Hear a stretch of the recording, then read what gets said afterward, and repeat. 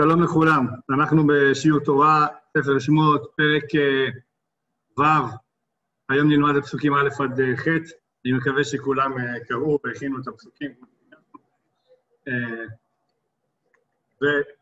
ובואו נראה את הדברים בפנים. פרק ו' מתחיל בתשובתו של השם אל משה. ויאמר, שהייתה בשיעור הקודם, תכף נראה אותו. ויאמר אדוני אל משה, אתה תראה אשר אעשה לפרעה, כי ביד חזקה יש עליכם, וביד חזקה יתגרשם מארצו. זה בעצם פרק ו', סוף פרשת שמות. למה אנחנו מתחילים מפסוק ב'? כי החלוקה שמי שחילק את הפרקים זה לא חלוקה יהודית. הפסוק הזה הוא בעצם תשובת השם אל משה, לטענות של משה שתכף נראה אותם, בסוף פרשת שמות. ולאחר מכן בעצם פסוק ב' הוא זה שאמור להתחיל, כפי שאתם רואים פה, חידוש שליחותו של משה לבני ישראל ולפרעה. אז בואו נראה, מה היה בפרק הקודם? בפרק הקודם, משה רבנו בא בטענות, שתי טענות לפני הקדוש ברוך הוא. הוא אמר לו, למה הראות על העם הזה, ולמה זה שלחתני? נקרא לכם את זה לפנים. וישוב משה אל אדוני, ואומר, אדוני, למה הראות על העם הזה, למה זה שלחתני? ואז הוא אומר לו, מאז שבאתי אל פרעה, רק נהיה יותר רע. אז אומרת נחמה ליבוביץ' ככה, יש לנו שתי טענות, אחת כלפי העם כולו, למה הראות על העם הזה, ואחד, למה אני, זה שצריך להיות השליח, הרי משה בענוותנותו, ראינו את זה כבר כמה פעמים, לא רוצה להיות, לא חושב שהוא מתאים. ואז הוא אומר, ומאז באתי אל פרעה לדבר בשמך, הראה לעם הזה, וכפי שאמרנו. נעצה לו, הצלת את עמך. והקדוש ברוך הוא עונה לו שתי תשובות. תשובה אחת, זה מה שקראנו עכשיו, בסוף פרשת בראשית. הוא אומר לו, שאלה שלך, למה אני שלחתי אותך? אתה תראה, אשר אעשה לפרעה, כי ביד חזקה היא שלכם, וביד חזקה יגרשם מארצו. זה לוקח קצת זמן. הגאולה, למדנו את זה כבר בשיעורים הקודמים, היא לא מיידית. גאולת עם ישראל היא לוקחת קצת זמן, כמעט. ואנחנו רואים עכשיו שהקדוש ברוך הוא, יש פה פשוט עוד זום במקביל אליי, אז קצת מקווה שאתם לא שומעים. קטע לי את חוט המחשבה. לשאלה הראשונה, למה זה שלחתני, אומר לו, השאלה השנייה, אתה תראה אשר אעשה לפרעה, כי ביד חזקה שלכם וביד חזקה יגרשם מארצו. ועכשיו הוא עונה לו על שאלה גדולה. מה השאלה הגדולה? השאלה הגדולה היא, למה הראות על העם הזה? הוא עונה לו, עכשיו, כל מה שתכף נקרא. הוא אומר לו, התשובה לשאלה הגדולה, לספק שהביע משה ברצונו של השם להציל את עמו כביכול, הוא אומר לו, למה הראות על העם הזה? מה, אתה לא רוצה להציל את עם ישראל בעצם? אז הוא אומר לו, המאמר השני כה גדול, כה נשגב, בעל משקל כבד כל כך, עד שמצאו ראוי לפתוח בו פרשה חדשה. דברים אלה, שתכף נקרא את הפסוקים, תפקידם לחזק לא רק את ידי משה שרפו. משה הרי בא, אחרי שהקדוש ברוך הוא הבטיח לו, ואחרי שהוא התנגד, והקדוש ברוך הוא הבטיח לו, אל תדאג, יהיה בסדר. הוא רואה שלא נהיה בסדר, נהיה רק עוד יותר גרוע. והעמיסו עליהם עוד עבודה. ועם ישראל עכשיו עומד הרבה יותר קשה, ועובר זמן ושום דבר לא משתפר. לפרט לו ביתר בהירות כמה מן הדברים שנאמרו לו בסנה, אלא בעיקר לגלות דברי חיזוק, לטעת תקווה, אמונה וביטחון. לב העם המדוכא, המאוכזב, אשר כבר התחיל מתייאש מן הגאולה.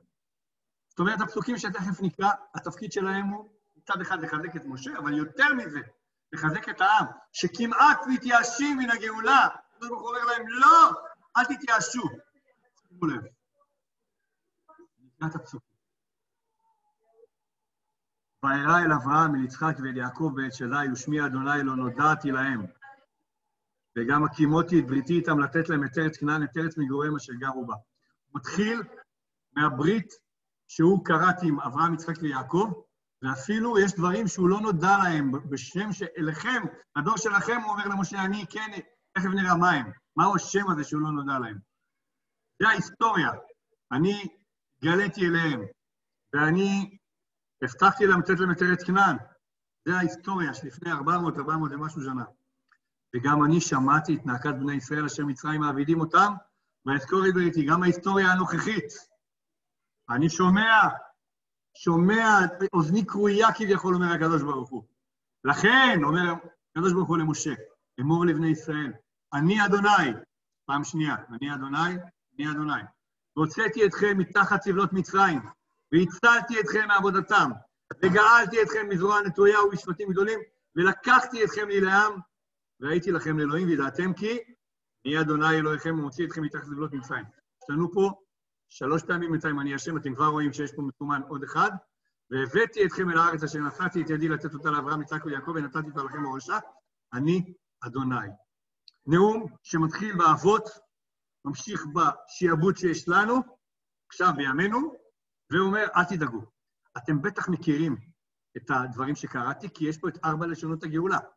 והוצאתי, והצלתי, וגאלתי, ולקחתי, ויש עוד, והבאתי, ונתתי, וכולי, אבל בואו נראה למה הם 4 לשונות הגאולה, נגיע לזה יותר מאוחר.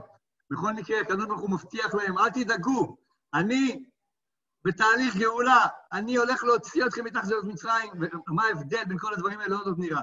מה ההבדל בין הוצאתי אותם, והצלתי אתכם מעבודתם, וכולי, עוד מעט נראה בנחת. אז זה הנאום המרגש שמדברת עליו נחמה ליבוביץ', שהנאום הזה הוא כה גדול, כה נשגב, שהתחילו פה את פרשת וירא, והמטרה שלו לגלות דברי חיזוק, אתה תקווה, אמונה וביטחון, בלב העם המדוכא, המאוכזר, צריך להגיד בעברית מדוכא, אשר התחיל מתייאש מן הגאולה. עכשיו, מה זה ושמי השם לא נודעתי להם? אומר רש"י, לא הודעתי, אין כתיב כאן, אלא לא נודעתי, לא ניכרתי להם במידת המיטות שלי, שעליה נקרא שמי השם נאמן לעמד דברישה. הבטחתי ולא קיימתי. אומר הקדוש ברוך הוא, אני לא התגליתי להם, במה? במה שאני אומר רש"י בהמשך, נאמן בהבטחתי. והבטחתי להם את ארץ כנען, ולא קיימתי. עכשיו, בשם הזה של נאמן בהבטחתי, אומר רש"י, בשם הזה לא התגליתי להם, כיוון שהבטחתי להם, ולא עמדתי בהבטחה שלי. לכם, אני מתגלה בשם הזה, כי עכשיו אני מקיים את ההבטחה שהבטחתי לעבוד. שימו לב מה הכוזרי אומר. ספר הכוזרי כתב אותו רבי יהודה הלוי, בתקופת הראשונים. ולא ברא להם מופת, כאשר ברא למשה לעבוד, הוא לא עשה להם מופתים כל כך גדולים. איזה מופתים? מופתים, תכף נראה אותם, כמו מכות מצרים, וקריעת ים סוף, והמן, ועמוד הענן, וזולתם, עוד דברים. המופתים האלה לא היה לעבוד. למה? לא מפני עשה עם משה וישראל את כל מה שהוא לא עשה עם האבות. מה? לא מפני שהם גדולים מאברהם, יצחק ויעקב. הדור שלנו לא יותר גדול מאברהם, יצחק ויעקב, אך מפני שהם רבים, היה ספק בלבבם. אצל האבות לא היה ספק. ידעו מי זה השם, האמינו בהשם, לא היו צריכים מופתים, לא היו צריכים קריעת ים סוף, לא מכות מצרים, לא את המן, לא את עמוד הענן, לא שום דבר. הם האמינו אמונה תמימה בקדוש ברוך הוא, אבל הדור שלנו, של יוצאי מצרים, הם רבים, ובתוכם יש כאלה שהיה ספק בלבבם. האבות היו בתכלית האמונה וברי הלבם, שאפילו לא היו פוגעים כל אימותם, כי אם רק רעה, אם כל החיים שלהם היו רק דברים רעים, לא הייתה אמונתם באלוקים נחלשת בכלל. ולכן הם לא היו צריכים את כל זה. הם לא היו צריכים את כל הדברים האלה, שדור יציאת מצרים היה צריך. זאת אומרת, אומר הכוזרי, שאני, בעצם מה הוא אומר? מה זה לא נודעתי להם? במופתים, באותות, לא התגליתי לעבוד. אבל הכוזרי אומר, זה לא חולשה של לעבוד, להפך. בגלל שהם לא היו צריכים את זה, הדור שלנו צריך את זה. שימו לב עוד פעם, נחמה ליבוביץ'. נחמה ליבוביץ' אומרת ככה. דובר עד עתה על עבר רחוק, בימי האבות ועל עבר קרוב, והווה ימי השעבוד והנאקה. מעתה ידובר על העתיד. הוא השם אשר ראה עתה בעוני עמו. יתגלה עכשיו בכל הודו. והנה בא בחלק השני, שרשרת הפעולות. שימו לב.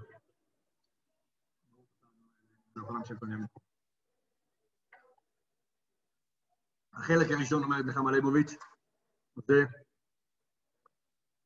וירא אל אברהם, יצחק ויעקב, שזו ההיסטוריה הרחוקה יותר, וגם הקימותי את בריתם, וזו ההיסטוריה הקרובה יותר של ימינו, ההווה, גם אני שמעתי את נהגת בני ישראל.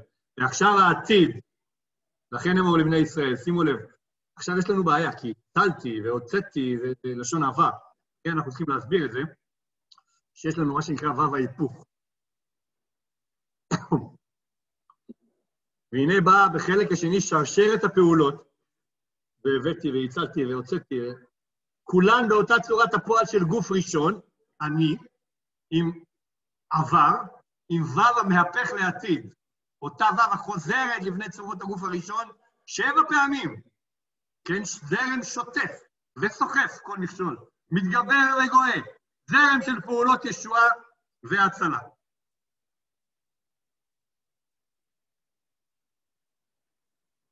ובואו נראה. והוצאתי, זה כאילו הוצאתי בעבר, אבל והוצאתי עושה את זה עתיד.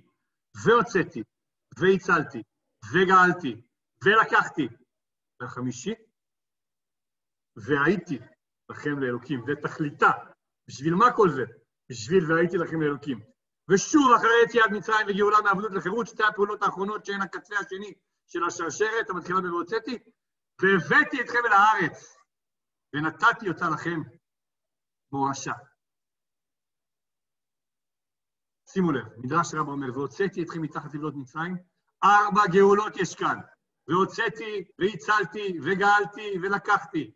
כנגד 4 גזרות שגזר עליהם פרעה, וכנגדן תקנו חכמים 4 כוסות בליל הפסח. לקיים מה שנאמר, כוס ישועות עשה, ובשם השם אקרא. המלבים אומר ככה, למה בעצם יש את התהליך הזה?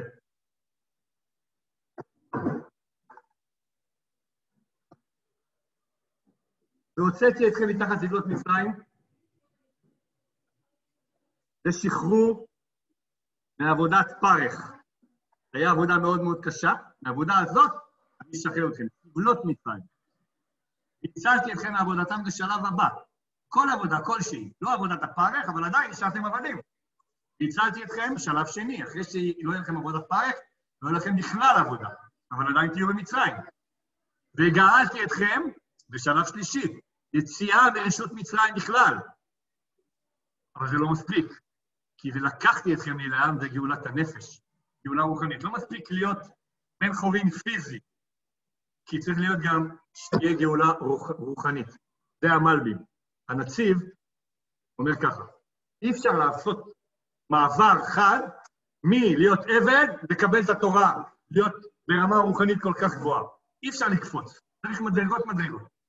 זה מושכל פשוט הוא, בעברית שלנו, כל בר דעת, כל אחד מבין, שאי אפשר לצייר, להבין, שיהיה איש המוני, שהוא כעבד כנעני, אנחנו, עם ישראל במצרים, עומד בעבודת חומר ולבנים, ועלה במשך מועט למעלת ישראל, ראוי לעמוד במעמד הר סיני, לקבל תורה במורא גדול של גילוי שכינה. אי אפשר בבת אחת, מעבד שכל היום עסוק בחומר ולבנים, פתאום לקבל את התורה במעמד הר סיני.